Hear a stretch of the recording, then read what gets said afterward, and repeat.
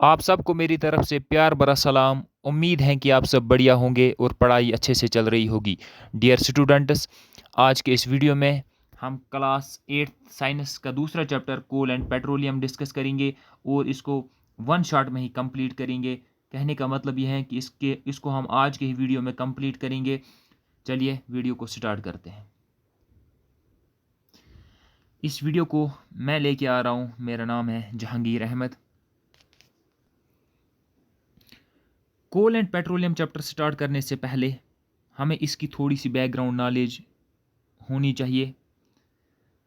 इसके रिलेटेड जितनी भी इम्पोर्टेंट टर्म्स हैं उन सब की नॉलेज होनी चाहिए।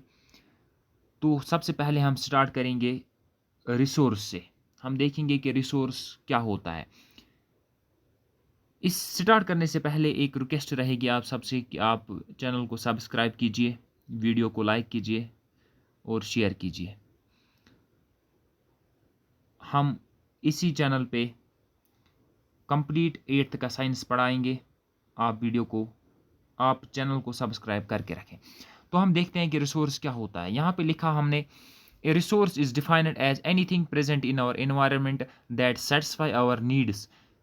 कोई भी चीज़ जो हमारे एनवायरनमेंट में मौजूद हो और हमारी नीड्स को क्या करे, सेटिस्फाई करे, हमारी डिमांड्स को फुलफिल करे, उसे हम रिसोर्स कहेंगे। क्या कहेंगे? Resource.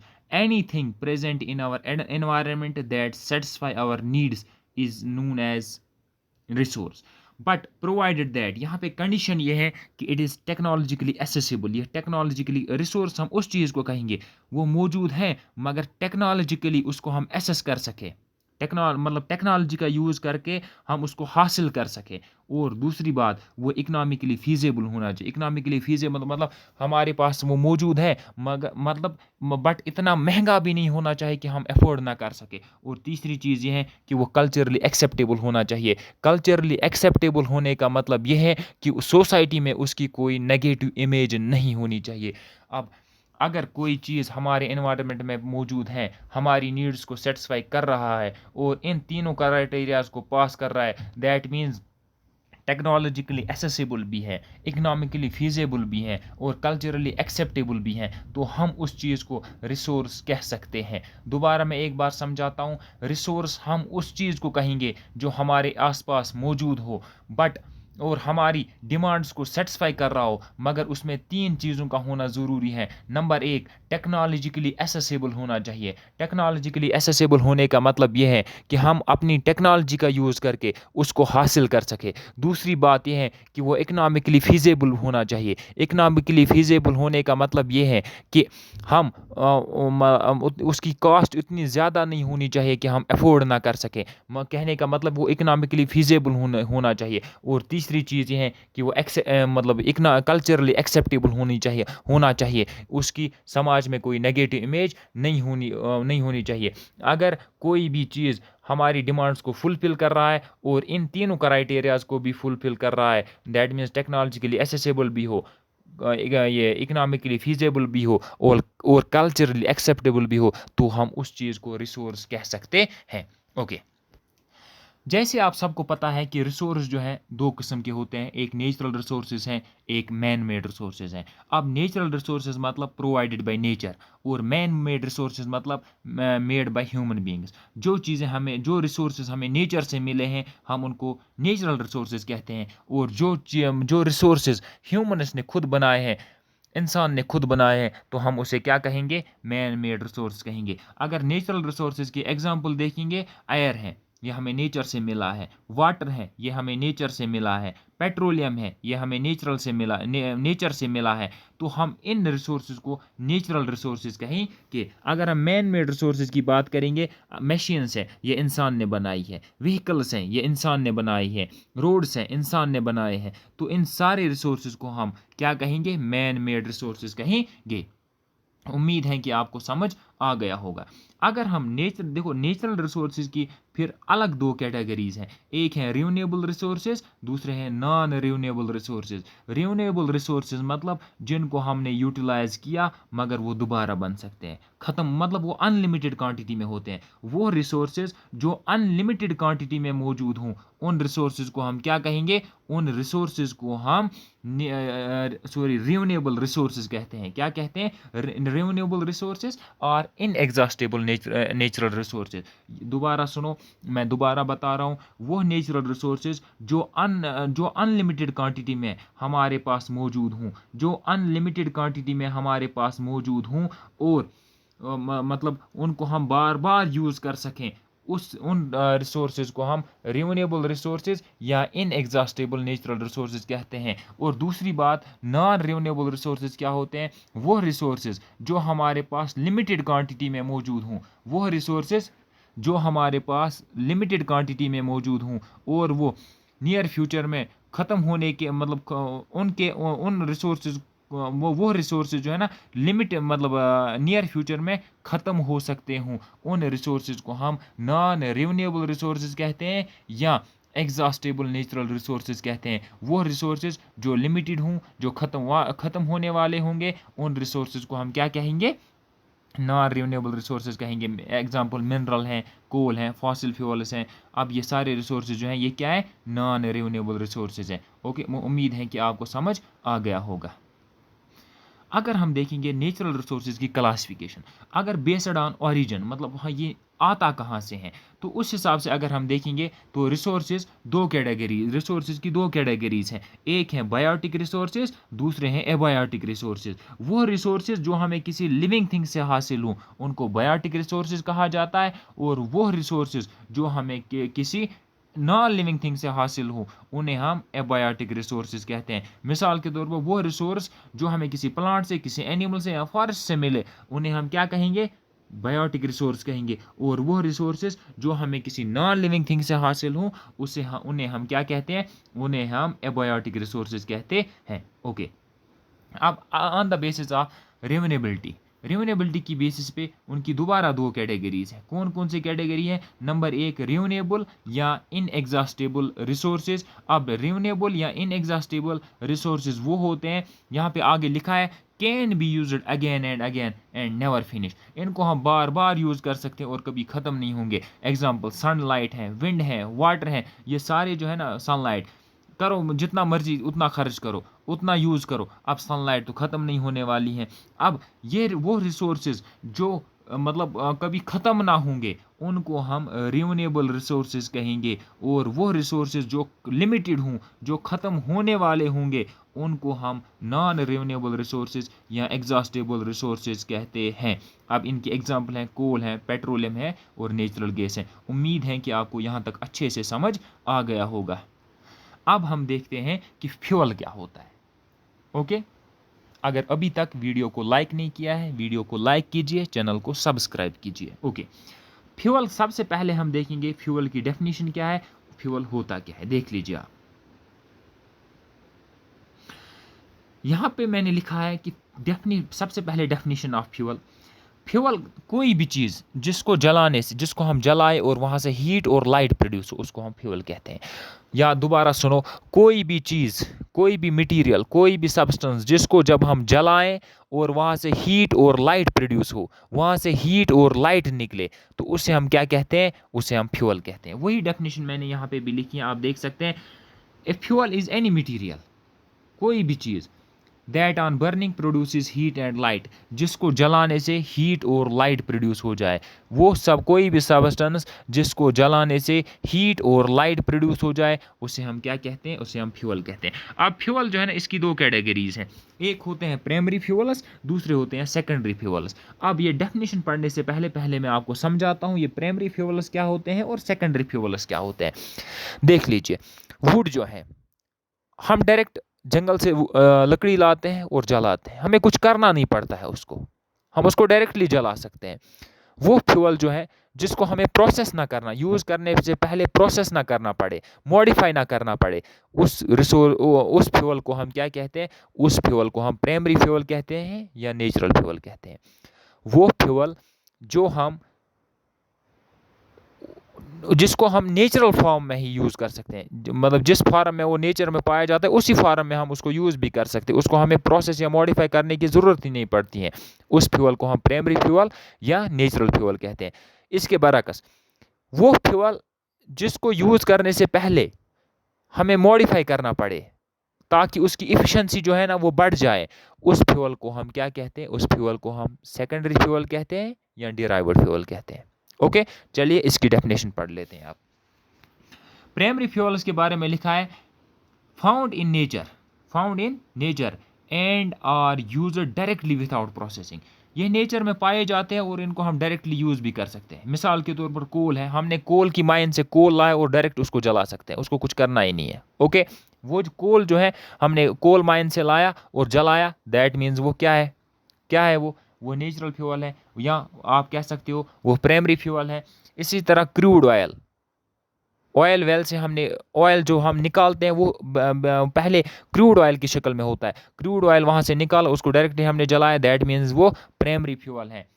Natural gas, would, biomass, ये सारे जो है ना ये प्राइमरी फ्यूल्स हैं, या आप कह सकते हो ये नेचुरल फ्यूल्स हैं। ओके, उसके बाद सेकेंडरी फ्यूल्स मतलब वो फ्यूल्स जिनको यूज़ करने से पहले हमें प्रोसेस करना पड़े। देखो, आप मानो अगर हमने ऑयल वेल से हमने निकाला क्रूड ऑयल, अगर हमने क्रूड ऑयल को डायरेक्टली जलाया, दैट मीन्स वो प्राइमरी फ्यूल है या वो नेचुरल फ्यूल है। अगर हमने ये ऑयल वेल से ये क्रूड ऑयल निकाला और उसको प्रोसेस किया, उसको क्या किया? प्रोसेस किया, उससे पेट्रोल अलग किया, डीजल अलग किया, केरोसिन अलग किया, उसके बाद केरोसिन को जलाया। दैट मीन्स जब मैंने केरोसिन को जलाया ना, वो मैंने प्रोसेस करके जलाया है, उसकी इफिशिएंसी बढ़ चुकी है। अब वो केरोसिन जो है ना वो डिराइव्ड फ्यूल है, वो क्या है? वो सेकेंडरी फ्यूल है, या आप कह सकते हो वो डिराइव्ड फ्यूल है। अब चलिए सेकेंडरी फ्यूल की डेफिनेशन देख लेते हैं। सेकेंडरी फ्यूल ये क्या होते हैं? प्रोसेस्ड और refined from primary fuels. Primary fuel में क्या आ रहा था? Crude oil. अब क्रूड ऑयल को जब हमने प्रोसेस किया और वहाँ से हमने केरोसिन निकाला, डीजल निकाला, पेट्रोल निकाला, ताकि उनकी एफिशिएंसी जो है ना वो बढ़ जाए, उन फ्यूल्स को जिनकी जिनकी एफिशिएंसी बढ़ाने के लिए उनको हमें प्रोसेस किया, उनको हमने मॉडिफाई किया, उन फ्यूल्स को क्या कहा जाता है? उन फ्यूल्स को सेकेंडरी फ्यूल्स कहा जाता है, या उन फ्यूल्स को डिराइव्ड फ्यूल्स कहा जाता है। अब यहाँ पे एक की डिफरेंस आपको याद रखनी है। Primary fuels are natural, primary fuels natural होते हैं और उनको उसी शक्ल में यूज़ किया जाता है। While as secondary fuels are derived from them through.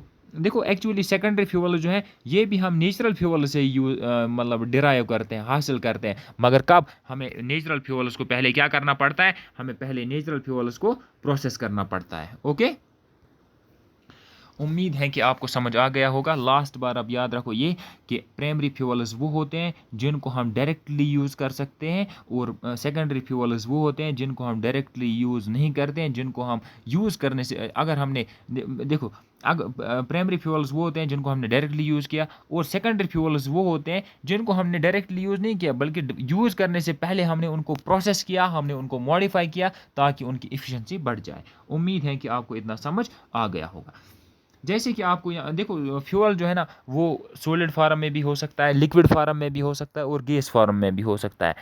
देखो, वुड जो है या कोल जो है ये सॉलिड फ्यूल्स हैं, पेट्रोल है, डीजल है, केरोसिन है, ये सारे क्या है? ये लिक्विड फ्यूल्स हैं। नेचुरल गैस है, हाइड्रोजन है, ये सारे जो है ना ये गैसियस फ्यूल्स हैं। ओके, उम्मीद है कि आपको यहाँ तक समझ आ गया होगा। दूसरी बात, अगर आप मुझे बताओ कि आप कमेंट्स में मुझे बताओ कि वुड और कोल क्या है, क्या ये नेचुरल फ्यूल है कि डिराइव्ड फ्यूल है? ओके, इसी तरह से लिखना कि पेट्रोल और डीजल ये क्या नेचुरल फ्यूल्स हैं कि डिराइव्ड फ्यूल्स हैं? ओके, चलिए आगे। इसके बाद अब हम देखेंगे कि फॉसिल फ्यूल्स क्या होते हैं। Fossil fuels are the fuels that are formed from the dead remains of plants and animals which were buried under the soil millions of years ago. देखो, फॉसिल फ्यूल्स जो है ना ये भी फ्यूल्स होते हैं, मगर ये फ्यूल्स ज़मीन के अंदर बनते हैं। किन से? डेड प्लांट्स और एनिमल्स से। डेड प्लांट्स और डेड एनिमल्स से जो ज़मीन के नीचे हज़ारों नहीं लाखों साल पहले दफन हो चुके हों। ओके, दोबारा मैं बताता हूँ। फॉसिल फ्यूल्स वो फ्यूल्स होते हैं जो मरे हुए और सड़े हुए एनिमल्स और प्लांट से बनते हैं, वो उन एनिमल्स और प्लांट से जो लाखों साल पहले ज़मीन के अंदर दफन हो चुके हैं।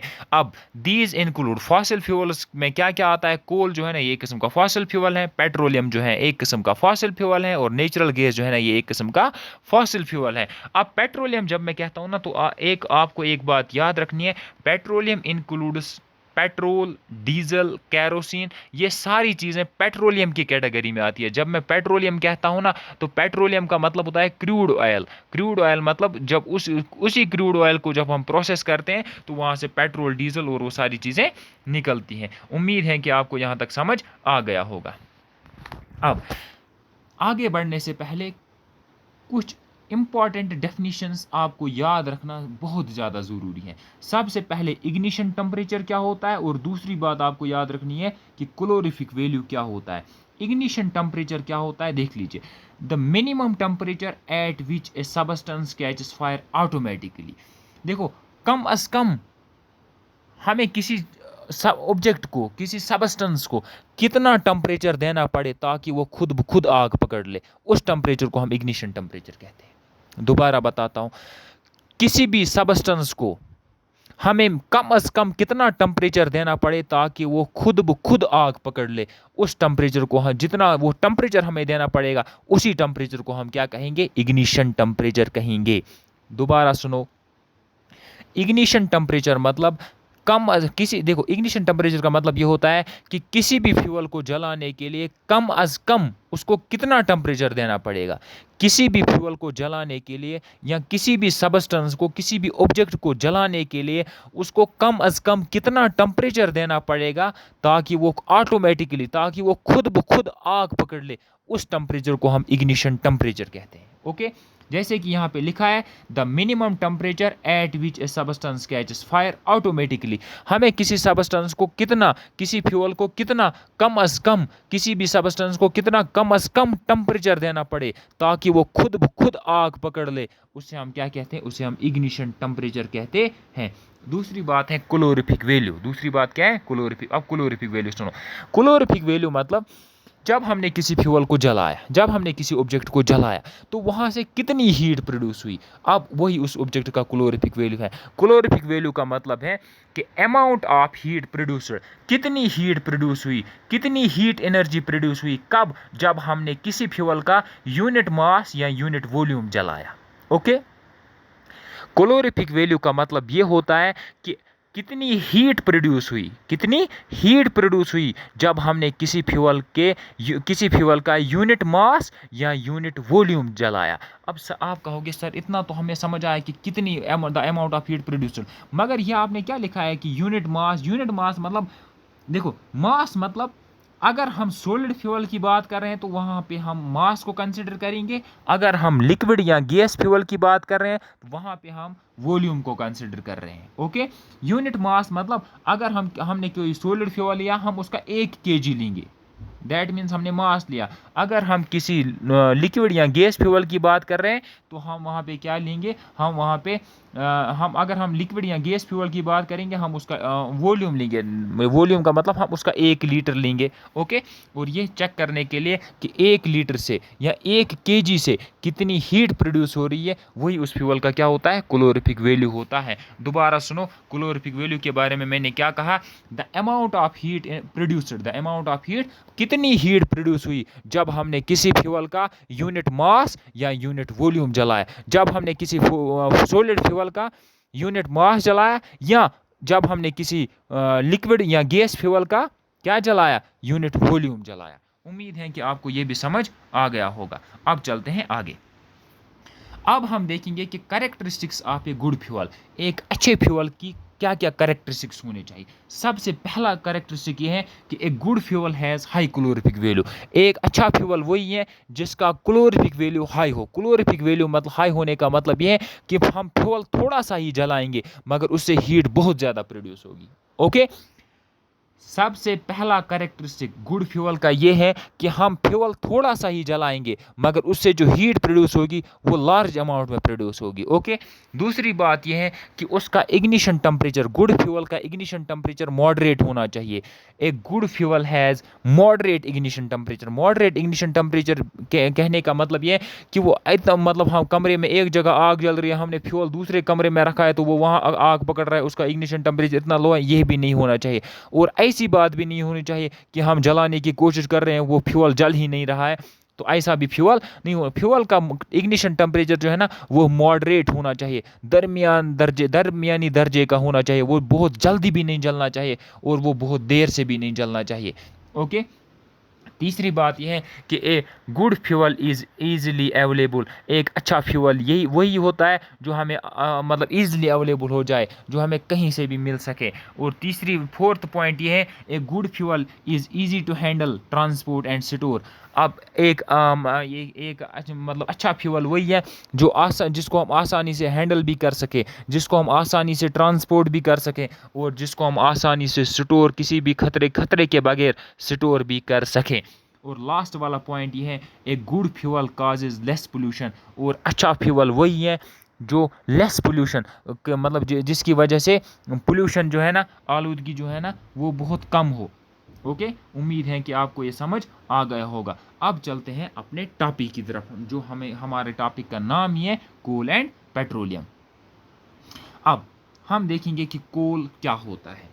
आपने ये काले काले पत्थर जैसे देखे होंगे, यही कोल है। और अब ये निकलते कहाँ से? ये कोल माइनस से निकलते हैं। ओके, अब देखते हैं कोल के बारे में हम क्या क्या हमारी स्क्रीन पे लिखा हुआ है।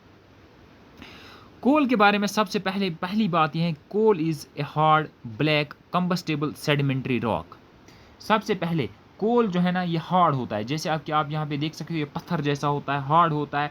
दूसरी बात, ये ब्लैक कलर का होता है, यहाँ पे देख सकते हो आप इस डायग्राम में कैसा है, ये ब्लैक कलर का ही है। तीसरी बात ये है, ये कंबस्टेबल होता है। कंबस्टेबल मतलब ये जलता है, जब हम इसको जलाते हैं ये जल जाता है। तो और और इसके साथ हमने पहले पॉइंट में हमने क्या पढ़ा, ये हार्ड होता है, ये ब्लैक होता है, ये सेडिमेंट्री रॉक, ये उसके बाद ये कंबस्टेबल मतलब ये जल जाता है। और सेडिमेंट्री रॉक होती है, आपने पढ़ा होगा रॉक्स के बारे में, मेटामॉर्फिक रॉक्स, इग्निशियस रॉक्स और ये सेडिमेंट्री रॉक। अब कोल जो है it is a type of sedimentary rock. Okay, दूसरा पॉइंट यहाँ पे लिखा है, coal is a fossil fuel formed from the remains of vegetation buried under the soil more than 300 million years ago। अब कोल जो है ना, कोल एक फॉसिल फ्यूल है। कोल क्या है? Fossil fuel. अभी मैं आपको बता रहा था फॉसिल फ्यूल क्या होते हैं। अब कोल एक फॉसिल फ्यूल है जो ज़मीन के अंदर बनता है डेड वेजिटेशन से। किससे? डेड वेजिटेशन से। डेड वेजिटेशन से जो ज़मीन के अंदर 300 मिलियन ईयर से भी ज़्यादा मतलब समय से दफन है, उस डेड वेजिटेशन से। देखो, कोल जो है ना ये डेड वेजिटेशन से बनता है। किस डेड वेजिटेशन से? जो मतलब लाखों साल से ज़मीन के अंदर दफन है। अब तीसरा पॉइंट क्या है, कोल इज़ ए कम्प्लेक्स। कोल बना किस चीज़ का होता है? ये मेनली बना होता है कार्बन, हाइड्रोजन एंड ऑक्सीजन का, और इसके अलावा इसमें नाइट्रोजन, सल्फर और फास्फोरस भी पाया जाता है।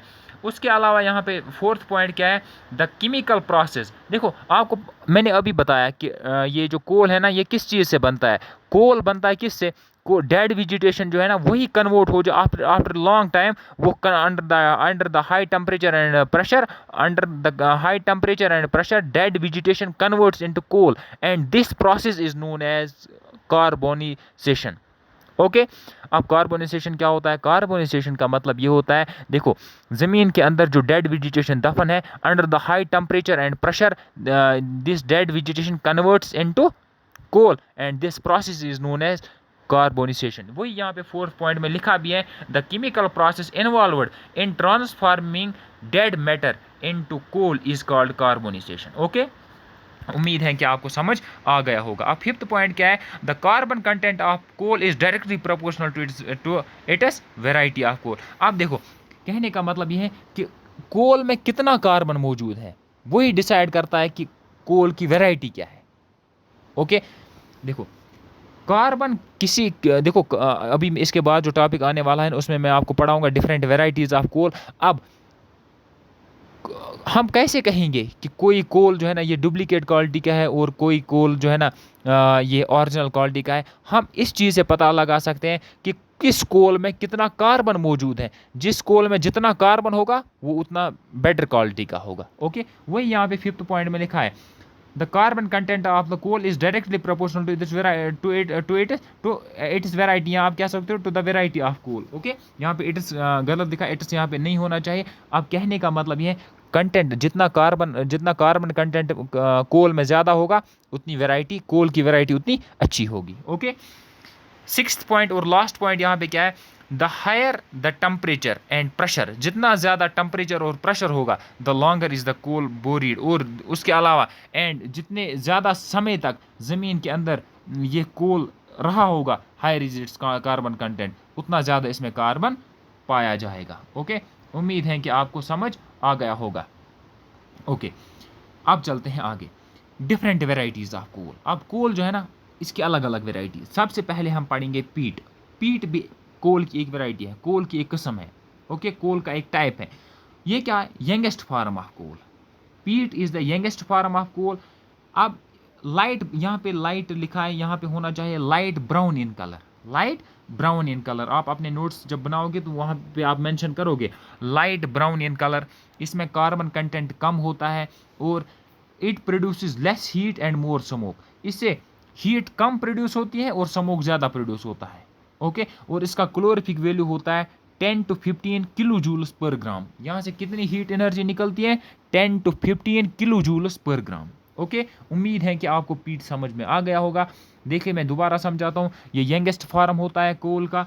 उसके बाद ये लाइट ब्राउन होता है कलर में, इसमें कार्बन कंटेंट कम होता है। जब इसको जलाते हैं यहाँ से हीट कम और स्मोक ज़्यादा निकलता है और इसका कैलोरीफिक वैल्यू जो है ना वो 10 to 15 किलो जूल्स पर ग्राम होता है। उसके बाद दूसरी कैटेगरी जो है, दूसरा टाइप जो है वो है लिग्नाइट। क्या है वो? लिग्नाइट। लिग्नाइट जो है ना, lignite it is also known as soft coal. इसको क्या कहा जाता है? दूसरा नाम इसका क्या है? सॉफ्ट कोल। और ये ब्राउन कलर का होता है। किस कलर का होता है? ब्राउन कलर का होता है। इसमें पीट से कार्बन ज़्यादा होता है, मोर कार्बन देन पीट। इसमें पीट से ज़्यादा कार्बन पाया जाता है और इसका कैलोरीफिक वैल्यू जो है ना 15 to 20 किलो जूल्स पर ग्राम होता है। अब मुझे उम्मीद है कि आपको ये कोल के ये दो टाइप्स, ये दो वैरायटी जो है ना क्लियर हो गए होंगे। अब चलते हैं आगे, देख लीजिए आप। तीसरा पॉइंट है, तीसरा टाइप है बिटुमिनस कोल। बिटुमिनस क्या? कॉमन हाउस होल्ड कोल। इसको हम कॉमनली यूज़ करते हैं। मोर कार्बन देन पीट एंड लिग्नाइट। इसमें कार्बन पीट और लिग्नाइट से ज़्यादा पाया जाता है। दैट मीन्स ये उनसे अच्छी वैरायटी भी है फिर। ओके, उसके अलावा यहाँ पे क्या लिखा है? कैलोरीफिक वैल्यू अगर हम देखेंगे बिटुमिनस का, वो होता है 30 to 35 किलो जूल्स पर ग्राम। इसका कैलोरीफिक वैल्यू होता है 30 to 35 kilo joules per gram. Okay, last variety और सबसे अच्छी वेराइटी जो है वो है एंथ्रासाइट। एंथ्रासाइट जो है ना हार्डेस्ट कोल होता है, सबसे हार्ड होता है। ऊपर जो हमने 3 टाइप पढ़े ना उनमें से सबसे हार्ड यही होता है एंथ्रासाइट। उसके बाद हाईएस्ट कार्बन कंटेंट, इसमें कार्बन कंटेंट भी सबसे ज़्यादा होता है। और नेक्स्ट पॉइंट क्या है? Mainly used for industrial purpose. इसको ज़्यादातर हम इंडस्ट्रियल पर्पज़ के लिए यूज़ करते हैं और इसका कैलोरीफिक वैल्यू जो है वो होता है 28 to 30 kilo joules per gram. Okay, अब चलते हैं आगे। ये आप यहाँ पे देख सकते हैं पीट, लिग्नाइट, बिटुमिनस और कोल, बिटुमिनस और एंथ्रासाइट, ये हैं वेराइटीज़ ऑफ कोल। अब चलते हैं आगे। यहाँ पे नेक्स्ट टॉपिक जो हमें पढ़ना है वो है destructive distillation of coal. Destructive distillation of coal. अब देखेंगे कि डिस्ट्रक्टिव डिस्टिलेशन ऑफ कोल होता क्या है। देखो यहाँ पे आपके सामने डेफिनेशन लिखी है। Destructive distillation of coal is the process of heating coal in absence of fire. Destructive distillation of coal का मतलब ये होता है कि कोल को हीट किया जाता है इन एब्सेंस ऑफ आयर, आयर की गैर मौजूदगी में। और जब हम कोल को हीट करते हैं इन एब्सेंस ऑफ आयर, वहाँ पे हमें 3 चीज़ें मिलती हैं। कितनी चीज़ें मिलती है? 3 चीज़ें। एक मिलता है कोक, दूसरा मिलता है कोल तार और तीसरा मिलता है कोल गैस। ओके, दोबारा सुनो। डिस्ट्रक्टिव डिस्टिलेशन ऑफ कोल का मतलब ये है कि इट इज़ ए प्रोसेस, ये वो प्रोसेस है, इसमें इस प्रोसेस में डिस्ट्रक्टिव डिस्टिलेशन ऑफ कोल जो है ना ये एक प्रोसेस है। इसमें हम क्या करते हैं, कोल जो है ना, कोल इसको हीट करते हैं इन एब्सेंस ऑफ आयर। इसको हम यहाँ डिस्ट्रक्टिव डिस्टिलेशन ऑफ कोल एक प्रोसेस है, इसमें हम कोल को हीट करते हैं इन एब्सेंस ऑफ आयर, आयर की गैर मौजूदगी में, और वहाँ पे हमें 3 चीज़ें मिलती हैं। एक मिलता है कोक, दूसरा मिलता है कोल तार, और तीसरा मिलता है कोल गैस। उम्मीद है कि आपको यहाँ तक समझ आ गया होगा। अब चलते हैं आगे, देख लीजिए डिस्ट्रक्टिव डिस्टिलेशन ऑफ कोल जो है ना, यहाँ से जो हमें प्रोडक्ट्स मिले, सबसे पहले हमें कोक मिलता है, उसके बाद हमें कोल तार मिलता है, उसके बाद हमें कोल गैस मिलता है। अब कोक जो है ना, कोक ये क्या है, देख लीजिए, कंटेन्स 98% कार्बन। कोक जो है ना, इसमें 98% क्या होता है, कार्बन होता है।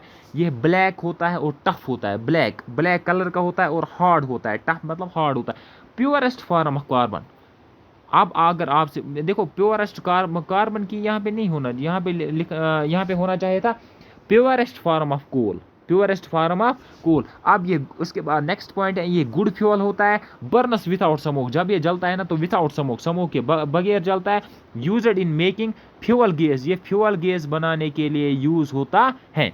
उसके बाद दूसरा पॉइंट जो है ना, दूसरा डिस्ट्रक्टिव डिस्टिलेशन ऑफ कोल में हमें दूसरा जो प्रोडक्ट मिलता है वो है कोल तार, जिसको हम लोकल लैंग्वेज में तार कोल भी कहते हैं। ओके, ये थिक होता है, थिक मतलब मोटा, ब्लैक होता है, ब्लैक लिक्विड होता है विथ अनप्लीजेंट स्मेल। देखो ये थिक मोटा होता है।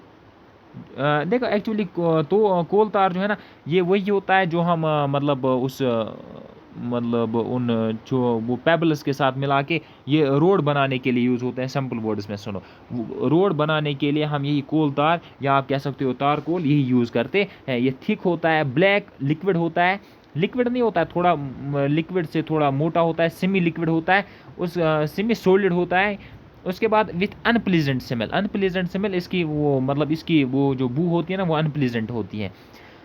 Mixture of different carbon compounds, ये बहुत सारे कार्बन कंपाउंड से मिल के बनता है। ये यहाँ पे तीसरे पॉइंट में आप देख सकते हो, ये कोल तार के तीसरा पॉइंट जो है ना, यूज्ड फॉर रोड कंस्ट्रक्शन, ये रोड बनाने के लिए यूज होता है। उसके बाद यहाँ पे ब्रैकेट में जो लिखा है वो इंपॉर्टेंट है, no often replaced by petroleum products like bitumen.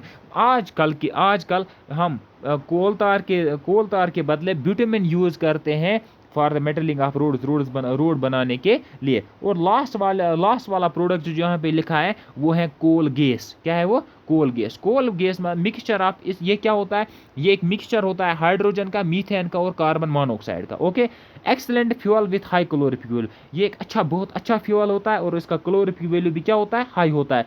उसके बाद यहाँ पे क्या लिखा है, हिस्टोरिकली पुराने ज़माने में यूज्ड फॉर लाइटिंग हाउस, इसको घर में हम यूज़ करते थे, मतलब लाइट के तौर पे। फैक्ट्रीज में यूज़ होता था, स्ट्रीट्स में यूज़ होता था, मतलब स्ट्रीट पुराने ज़माने में जो स्ट्रीट लैंप हुआ करते होंगे। उसके बाद इन मुंबई अनटिल 1950 में, ये 1950 तक ये मुंबई में यूज़ होता था इन स्ट्रीट्स में वो लाइट जलाने के लिए। Was also used for cooking earlier, और इसको हम पहले ज़माने में पकाने के लिए, खाना पकाने के लिए भी यूज़ करते थे। ओके, नेक्स्ट ये आप देख सकते हो डिस्ट्रक्टिव डिस्टिलेशन में, आपको देख लीजिए यहाँ पे, ये यहाँ पे बर्नर है। ओके, अब ये जो है ना यहाँ पे, ये है पाउडर्ड कोक। क्या है ये, देखो एक्चुअली ये देखने से पहले आप और एक ये देखो हमारे पास कोल जो है ना, हमने इसको क्या किया, स्ट्रांगली हीटेड, यहाँ पे मैं आपको दिखाऊंगा, strongly heated in absence of air. हमने इसको क्या किया, हमने इसको स्ट्रांगली हीट किया, ज़बरदस्त तरीके से हीट किया इन एब्सेंस ऑफ आयर, आयर की गैर मौजूदगी में। वहाँ पे हमें सबसे पहली चीज़ जो मिलेगी ना, एक सॉलिड रेजिड्यू। देखो वहाँ पे 2 चीज़ें एक्चुअली मिलेंगी हम, देखो जब हमने हीट किया ना, वहाँ से वेपर्स उठेंगे। क्या उठेंगे, वेपर्स। वो वेपर्स का हम बाद में देखेंगे। बाकी वेपर्स के अलावा वहाँ पे कुछ चीज़ें वहाँ पे सेटल होंगी, रह जाएंगी। अब वहाँ पे जो चीज़ें रही ना, वहाँ पे जो सॉलिड रेसिड्यू रहा ना, उसको हम कोक कहेंगे। सबसे पहला जो अभी हम पढ़ रहे थे कोक, अब आपको समझ आया कोक कहाँ से हमें मिला। कोल को हमने स्ट्रांगली हीट किया, वहाँ पे 2 चीज़ें मिली, एक हॉट वेपर्स को हम बाद में देखेंगे, मगर वहाँ पे हॉट वेपर्स के अलावा हमें यहाँ पे जो सॉलिड मिला ना, सॉलिड रेसिड्यू मिला ना, उसी सॉलिड रेसिड्यू को हम क्या कहेंगे, कोक कहेंगे। ओके, उम्मीद है कि आपको समझ आ गया होगा। दूसरी बात, अब ये जो यहाँ पे हमें, एक मिनट, अब हमें यहाँ पे जो ये हॉट वेपर्स मिले, क्या मिले? Hot vapours. अब यहाँ पे देखो आप, ये देखो ये हॉट वेपर्स जो है ना, इनको हम क्या करेंगे? कूल एंड बबलड थ्रू वाटर, इनको हम ठंडा करेंगे और इनको हम बबलड थ्रू मतलब इनको हम वाटर से पास करेंगे। ओके, तो यहाँ पे दो चीज़ें हमें देखने को मिलेंगी, एक नंबर एक इनसॉल्युबल गैस, नंबर दूसरा कंडेंस्ड लिक्विड। सबसे पहले यहाँ पे जो इनसॉल्युबल गैस हमें मिला ना, इनसॉल्युबल गैस वही है कोल गैस। क्या है वो? Coal gas. अभी तक हमें दो चीज़ें मिली, एक कोक मिला, एक कोल गैस मिला। ओके, देखो सबसे पहले हमने कोल को हीट अप किया था, वहाँ पे जो सॉलिड रेसिड्यू था उसको हमने कोक कहा था, और वेपर जो थे ना, वेपर को हमने कूल किया। अब कूल करने के बाद भी हमें दो चीज़ें मिली, कूल करने के बाद एक इनसॉल्युबल गैस मिला हमें, और उसी इनसॉल्युबल गैस को हम क्या कहेंगे? कोल गैस कहेंगे। और दूसरा जो है कंडेंस्ड लिक्विड मिला। क्या मिला? कंडेंस्ड। अब वो कंडेंस्ड लिक्विड, उसको क्या करेंगे? अलाउड, उसको हम रहने देते हैं कुछ टाइम के लिए, उसको हम डिस्टर्ब नहीं करेंगे, अलाउ टू स्टैंड। अब जब हमने उसको रहने दिया, वहाँ पे आप मानो इस तरह से हमने उसको रहने दिया, यहाँ पे दो लेयर्स बनेंगे। कितने लेयर्स? दो, एक इस तरह से, एक मतलब आप मानो ऊपर से ये दूसरी लेयर। ओके, अब अपर लेयर जो है ना, ये लिक्विड अमोनिया है, और नीचे वाली लेयर जो है ना, ये वाली लेयर, ये वाली लेयर, नीचे वाली लेयर जो है ना, यही कोल तार है। उम्मीद है कि आपको समझ आ गया होगा। अब आप इस वाली डायग्राम में समझ सकते हो। ये यहाँ पे हमें मिला, सबसे पहले जब हमने हीट किया ना, यहाँ पे हमें जो मिला ना, ये क्या है? ये कोक है। अब हमने इसके बाद हमने इसको यहाँ पे शिफ्ट किया, और यहाँ से ये जो इनसॉल्युबल वेपर्स निकल रहे हैं ना, ये इनसॉल्युबल गैस जो है ना, यही कोल गैस है। और यहाँ पे देखो आप, ये बिल्कुल दो लेयर्स बन रही है, एक लेयर यहाँ इससे नीचे, एक लेयर ऊपर। ऊपर जो है ना, ये लिक्विड अमोनिया है, और नीचे जो है ना, ये वाली लेयर, ये कोल तार है। ओके, उम्मीद है कि आपको समझ आ रहा होगा। ओके, अब चलते हैं आगे।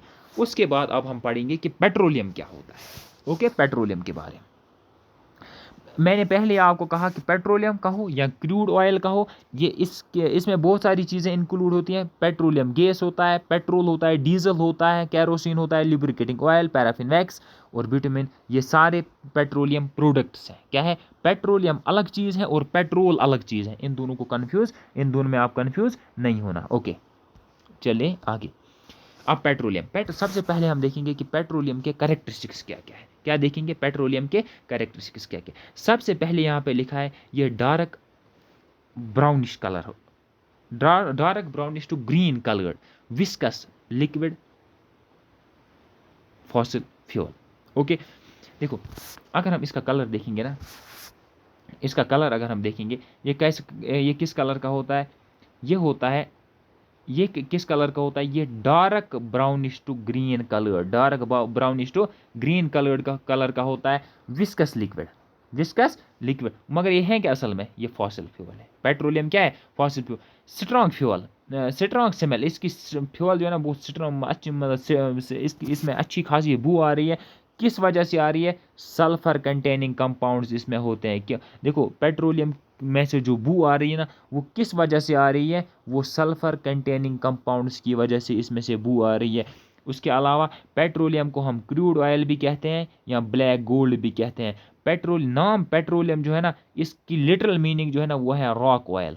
पेट्रोलियम मतलब रॉक ऑयल। ओके, देखिए यहाँ पे मैंने अभी तक आपको क्या पढ़ा है। पेट्रोलियम जो है ना, इसका अगर हम कलर की बात करेंगे, dark brownish to green coloured होता है ये, और ये इसमें स्ट्रॉन्ग स्मेल इसमें से आ रही होती है। किस वजह से? क्योंकि इसमें सल्फर पाया जाता है। उसके अलावा मैंने क्या कहा, इसको हम क्रूड ऑयल भी कहते हैं, ब्लैक गोल्ड भी कहते हैं। पेट्रोलियम की लिटरल मीनिंग जो है ना, वो है रॉक ऑयल। ओके, उम्मीद है कि ये समझ आ गया होगा।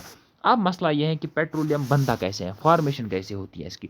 पेट्रोलियम देखो, फॉर्मेशन में सबसे पहला पॉइंट लिखा है कि formed from anaerobic decomposition of tiny sea animals and plants. देखो, समंदर के अंदर जो एनिमल्स और प्लांट्स दफन हो चुके हैं, उनकी एनारोबिक डिकम्पोजिशन होती है, उनकी डिकम्पोजिशन होती है, but in absence of air, और उसी से वहाँ पे बनता है petroleum. Buried in the sea bed millions of, जो कि मतलब देखो, ये जो यहाँ पे लिखा है ना, एक मिनट मैं आपको दिखाता हूँ।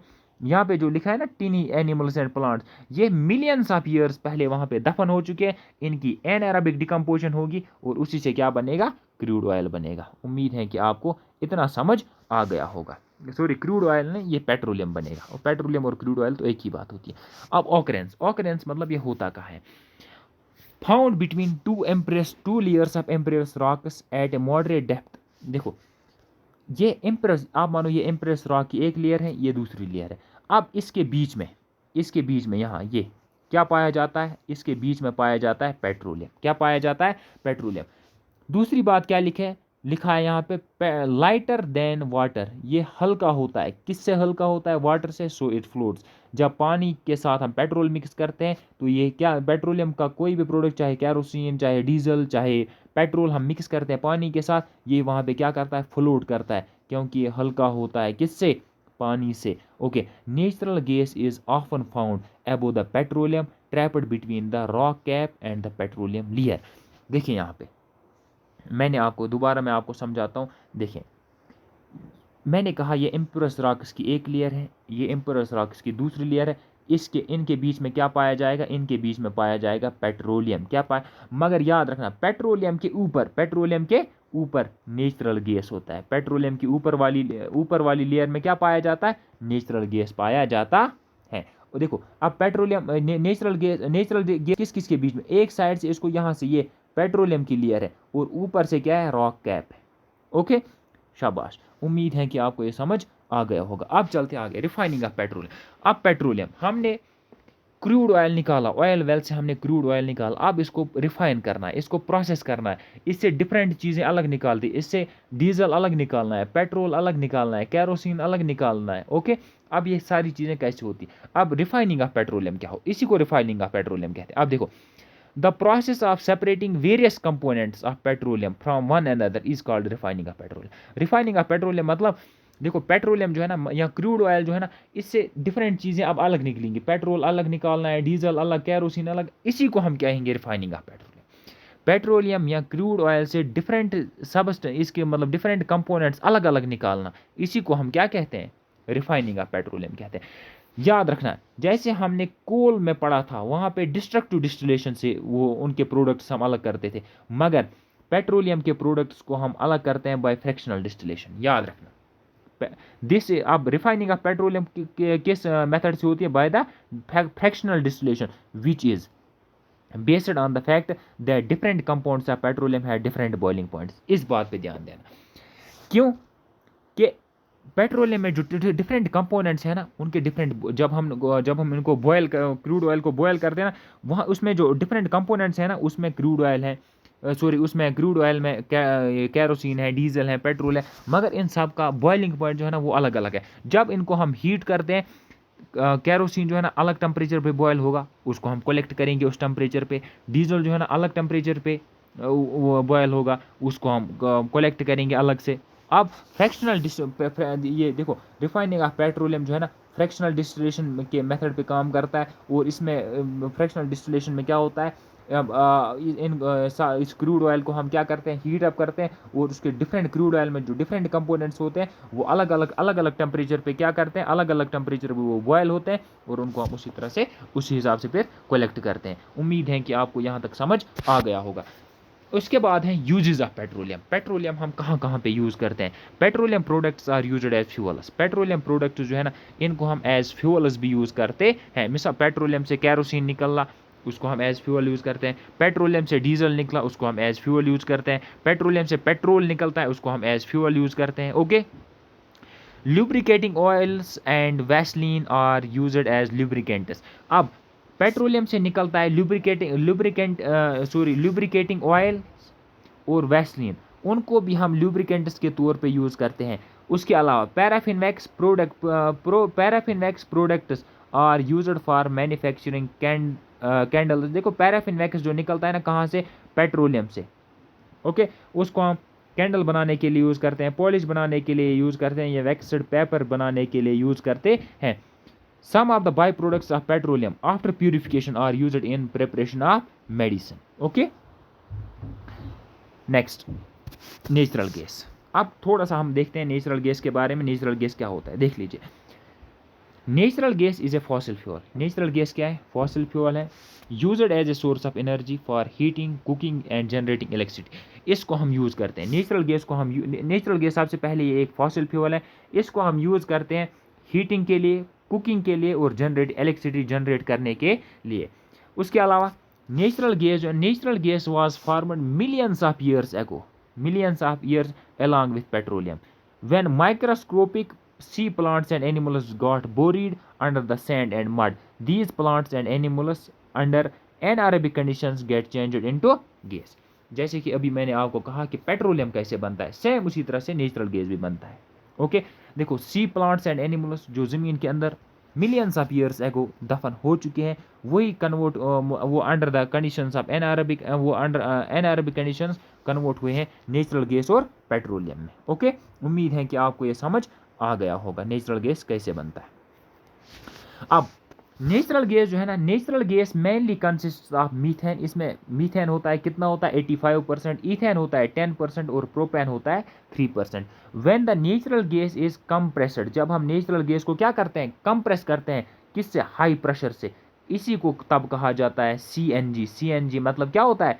CNG का मतलब होता है compressed natural gas, compressed natural gas. Okay, उसके बाद नेक्स्ट पॉइंट क्या है? Natural gas is found trapped between the impress rocks. देखो अभी मैं आपको बता रहा था पेट्रोलियम जब मैं पढ़ा रहा था, ये इम्प्रेस रॉक्स की दो लेयर है, इन्हीं के बीच में क्या पाया जाएगा? इन्हीं के बीच में पेट्रोलियम पाया जाएगा। अब इसी पेट्रोलियम के साथ क्या होता है? Natural gas. मगर यहाँ पे एक पॉइंट और लिखा है कि natural gas is found trapped between impress rocks. Impress rocks के बीच में होता है समटाइम्स विथ पेट्रोलियम, कभी कभार पेट्रोलियम के साथ होगा, एंड समटाइम्स विदाउट पेट्रोलियम, और कभी कभार पेट्रोलियम के बगैर भी होगा। इन आवर कंट्री, हमारे मुल्क में ये नेचुरल गैस जो है ना, ये पाया जाता है त्रिपुरा में, राजस्थान में, महाराष्ट्र में और कृष्णा गोदावरी डेल्ट। यहाँ पे ये कामा नहीं होना चाहिए था लास्ट में, कृष्णा गोदावरी डेल्ट ये एक ही चीज़ है। ओके, कृष्णा गोदावरी, देखो ये इस यहाँ पे कामा अलग से डाला है, यहाँ पे कृष्णा गोदावरी डेल्ट एक ही चीज़ है। ओके, अब चलते हैं आगे। लास्ट वाला एक क्वेश्चन है, why natural gas is called clean fuel. Natural gas को क्लीन फ्यूल क्यों कहा जाता है? नेचुरल गैस जो है ना, नेचुरल गैस यहाँ पे लिखा है natural gas burns completely without giving natural gas burns completely without giving out smoke. देखो नेचुरल गैस जब जलता है ना, तो स्मोक के बगैर, कोई स्मोक वमोक वहाँ पे प्रोड्यूस नहीं होता है। Therefore does not cause any pollution of air, तो इसकी वजह से कोई एयर की पोल्यूशन नहीं होती है। यही रीज़न है कि हम नेचुरल गैस को क्लीन फ्यूल कहते हैं। इसी के साथ ये लेक्चर हुआ and. Thank you, have a nice day. और इस लेक्चर को मैं लेके आया, मेरा नाम है लोन जहांगीर अहमद। Thank you. अभी तक अगर चैनल को सब्सक्राइब नहीं किया है, चैनल को सब्सक्राइब करके रखिए, और मैं दोबारा हाजिर होऊंगा नेक्स्ट लेक्चर के साथ। टिल देन, अल्लाह हाफिज़।